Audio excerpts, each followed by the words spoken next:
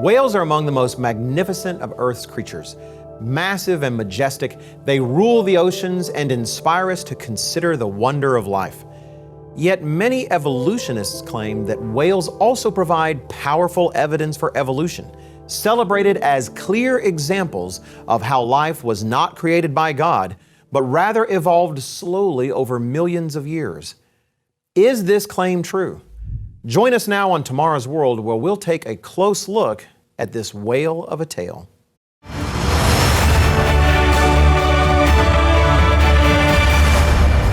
Welcome to Tomorrow's World. On behalf of myself and the crew behind the scenes, we're glad you're here. On today's program, we'll zoom in on one of the most popular icons of Darwinian evolution. We'll also offer you the opportunity to request a free copy of one of our most thorough resources, Evolution and Creation, What Both Sides Miss. Be sure to watch for the information you need to get your free copy. Some of the most famous words ever written are, "In the beginning, God created the heavens and the earth." The theory of evolution offers a different tale, of course. According to neo-Darwinian evolution, life began as a microscopic organism, much like the simplest bacteria we find today. It's best not to ask where the bacteria came from. This bacterium would experience small, random genetic mutations as it reproduced itself. Most mutations would harm its offspring, but a small percentage would benefit it, so that it survived longer or reproduced more successfully. In this process, Charles Darwin suggested that nature rewards some random changes and punishes others. The theory of evolution proposes that these unguided processes accumulated changes over a few billion years that turned that initial bacterium into the vast variety of life forms we see today. Millions of species of every shape, color, and size. Life in all of its marvelous complexity, all from one simple organism, due to nothing but random, undirected processes. No intelligent creator necessary. Certainly, it's quite a tale. Frankly, given life's complexity, it seems quite a leap of faith. But does the evidence justify the leap? Darwinists claim much evidence, and today's free offer dives deeply into many of those claims. But for today's brief program, we'll examine one considered a crown jewel in evolution's case, a masterpiece thought to be an undeniable example of godless evolution in action. Enter the whale. These magnificent creatures stir imaginations with their majestic appearance, their graceful motion beneath the waves, and their sheer power. Whales exist in wonderful variety in our oceans, and as the largest animals on Earth, they are a sight to behold. And evolutionists present whales as some of their best evidence that life has evolved. Here's why. According to evolution, as animals evolve over millions of years into new and different animals, they theoretically leave numerous transitional fossils demonstrating that change.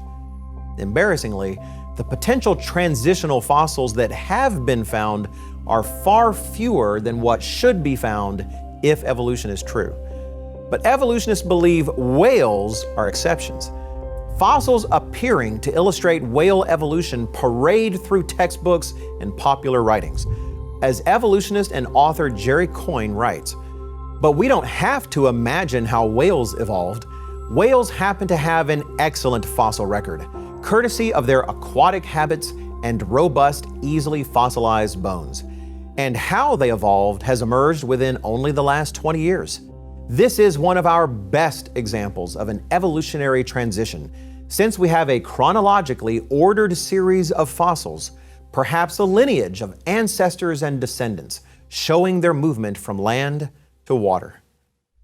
Let's look at this supposed evolutionary lineage. While some depictions include additional species, this diagram gives a good representative idea. Using the general timeline evolutionists claim, around 52 to 48 million years ago, we see Pachicetus. Complete skeletons are rare, but fossils suggest Pachicetus was a four-legged land mammal, a bit like a wolf, only 1 to 2 meters long. Next stop, 48 to 41 million years ago, a creature labeled Ambulocetus, which means walking whale. Ambulocetus was larger than its supposed ancestor Pachicetus, but still mostly land-based. Next, we see Rhodocetus, 47 to 40 million years ago, showing features that would have benefited the creature in moving through water. Finally, arriving at 40 to 34 million years ago, we find remains of 50-foot-long Basilosaurus and smaller Dorodon, fully aquatic animals like today's whales, spending no time on land. This fossil sequence, elongating bodies, limbs becoming flippers, nostrils moving around on the skull, is considered some of evolution's best evidence, taking us from a wolf-sized, land-dwelling Pachicetus to whale-sized, sea-loving Basilosaurus. In fact, paleontologist and evolutionist Stephen Jay Gould once wrote, "This sequential discovery of picture-perfect intermediacy in the evolution of whales stands as a triumph in the history of paleontology. I cannot imagine a better tale for popular presentation of science, or a more satisfying and intellectually based political victory over lingering creationist opposition." It is quite a tale. But is it true? Is this collection of creatures really the pristine example of evolution that many claim it is? Or do problems swim beneath the surface? We'll dive into details in a moment. We've discussed the celebrated sequence of fossils that evolutionists point to as picture-perfect evidence for whale evolution. But is it? Is the tale created using these fossils true, or just a fish story? As explained more deeply in today's free resource, part of the challenge is that evolution tends to be assumed from the beginning, and then that assumption is used to interpret the evidence. Let's look more closely at this fossil sequence. First, we should understand that the creatures depicted in these diagrams are often partially reconstructed with artistic license. Complete skeletons are rare. Often the evidence consists of skull fragments, a pelvis here, most of a leg there, and skeletons are made from multiple creatures, with missing bones simply guessed at. As paleobiologist Nicholas Pison wrote concerning studying fossils to determine how whales' supposed ancestors moved from land to water, most early stem cetaceans, that is, presumed whale ancestors, are known from far less complete skeletons than many artistic interpretations would indicate. The incompleteness of these fossil taxa, especially for early quadrupedal or four-legged forms such as Pachicetus, underscores the challenges of reconstructing their ecology. When diagrams show a beautiful, complete, transitional collection of creatures, you're often looking at far more artistic interpretation than you might realize. How do scientists and artists fill in missing parts and other features? Often by relying on evolution-based assumptions, tainting the evidence from the beginning. Still, for the sake of argument, let's ignore that. There are larger fish to fry. Let's assume that scientists and artists' imaginations are spot on, and the creatures looked exactly as they appear to look in their impressive charts. And let's assume that they existed at the very times they are claimed to have existed, 40 to 50 million years ago. Part of what makes this tale so convincing is the chronological order of the sequence. As Jerry Coyne explains, this ordering of fossils is crucial to their ability to serve as evidence of the transition. We see ancestral whales spanning the gap between their own landlubber ancestors and fully modern whales. If evolution were not true, fossils would not occur in an order that makes evolutionary sense. Dr. Coyne says that we see fossils in the order evolution tells us they should exist. If you found a fossil of a creature that was older than a fossil of its supposed ancestor, evolution would be in trouble. Descendants have to come after ancestors. If evolution is correct, the fossils have to be in order. Frankly, a number of exceptions can be found that contradict this expectation. But today, we're focusing on whales. Is it true that we've never found any whale fossils out of sequence? No, it is not true. In 2011, researchers did just that. As the Associated Press reported, the jawbone of an ancient whale found in Antarctica may be the oldest fully aquatic whale yet discovered. A scientist not involved in the find said it could suggest that whales evolved much more quickly from their amphibian precursors than previously thought. Argentine paleontologist Marcelo Reguero, who led a joint Argentine-Swedish team, said the fossilized archaeocete, or ancient whale, jawbone, found in February dates back 49 million years. According to these scientists, this was a fully aquatic whale, which poses a serious problem. This places fully aquatic whales back at least 10 million years or so, long before some of their supposed ancestors. This is like discovering that your family tree only works if you were born before your great-great-grandfather. If fully aquatic whales already existed alongside some of their most ancient supposed ancestors, in fact, when whales were still supposedly land creatures, then something smells fishy. Either our picture-perfect story is falling apart, or we have a time-traveling whale on our hands. Yet problems with our whale tale don't stop there. We'll look at a bigger problem in a moment. It is one thing to talk about a land creature slowly adapting to become a sea creature, but we should consider what actual changes are involved with such a transformation. How long would it take evolution to produce them? Whale DNA analysis suggests that some changes could arise through loss of biological function. This is a legitimately proven way Darwinian processes can work, as described in today's free resource. But creating brand new bodily structures and biological functions is entirely different. And when you examine the whale's features that are specialized for aquatic life, the list of adaptations is long. Let's dip our toes in and look at a few features evolution would need to create to change a wolf-like creature to a whale. In his book, Zombie Science: More Icons of Evolution, researcher and writer Jonathan Wells details many. The whale's tail, or fluke, is remarkably complex, working through a specialized and coordinated system of tendons and muscles that land-based ancestors would not need. The fluke's shape resembles airplane foils, serving a similar purpose in creating lift, though demonstrating better engineering. Whales' famous blowholes demonstrate a great deal of specified design. They're naturally closed by default, not open, even above water. A system of specialized muscles anchored to the skull open a tissue around the blowhole whenever the whale needs to breathe, a system that would be foreign to land-based ancestors. Collapsible lungs and rib cages with diaphragms oriented completely unlike those of land mammals allow whales to achieve deep dives that would crush other creatures. The interior linings of the whale's lungs contain fluids that allow them to repeatedly collapse and re-expand. The lungs of whales' supposed land-based ancestors had no reason to produce these liquids. Can you hold your breath for 1 hour? A sperm whale can, and beaked whales can stay underwater for 2 hours.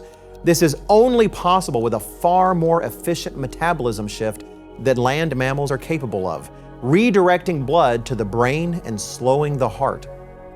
A male cetacean's reproductive organs are inside the body to streamline the creature in water. Their location poses a problem because reproductive organs must be protected from the body heat mammals generate in order to prevent sterility. In whales and dolphins, this is accomplished by a system in which blood from the dorsal fin on their backs, cooled by being close to the water, is carried directly to the reproductive organs, absorbing the excess heat and carrying it back to the dorsal fin. Without these coordinated systems, the animal could not reproduce. Finally, how whales nurse their young is highly specialized, involving organs that emerge from slits in the mother's body and deliver milk to the calf through a pressurized system, which is important because whale calves cannot suck the milk as land-based mammalian young do. Truly, whales are a wonder of our world, beautifully designed to rule in their watery domain. This is only a small sampling of the changes needed to convert a land-dwelling mammal into an ocean-dominating whale. Even if these hundreds of innovations were possible through Darwinian means, how long might such a series of changes take? Jonathan Wells notes in his book that the accepted time frame gives land-loving Pachicetus around 8 million years to evolve into a true whale. Is that enough time?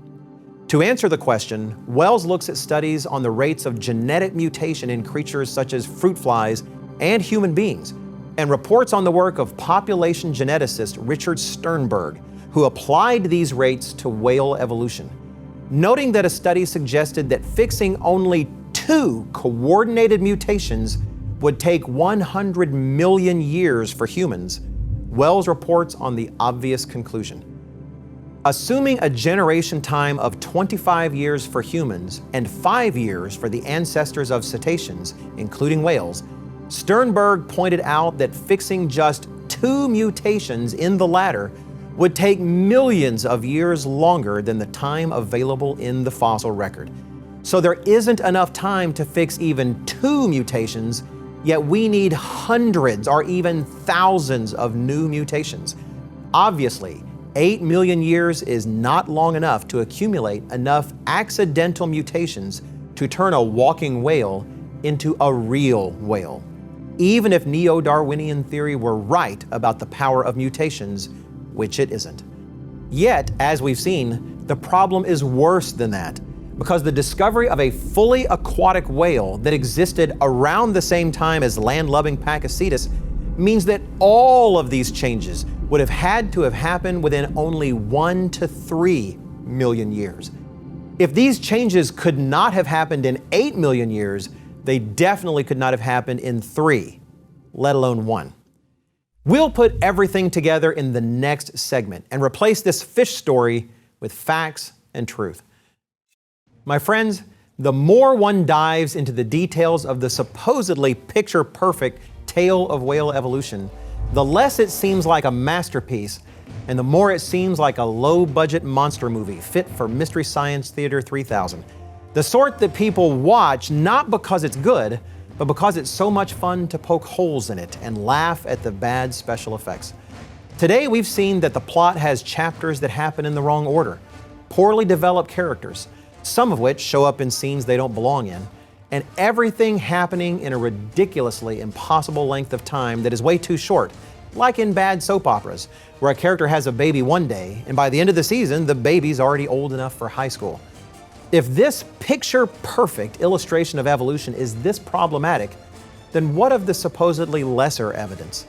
Though claimed to be scientific fact, evolution simply is not so. So where did modern whales come from? Genesis 1 and verses 20 and 21 has had something to say about that for more than 3,000 years. Then God said, "Let the waters abound with an abundance of living creatures, and let birds fly above the earth across the face of the firmament of the heavens."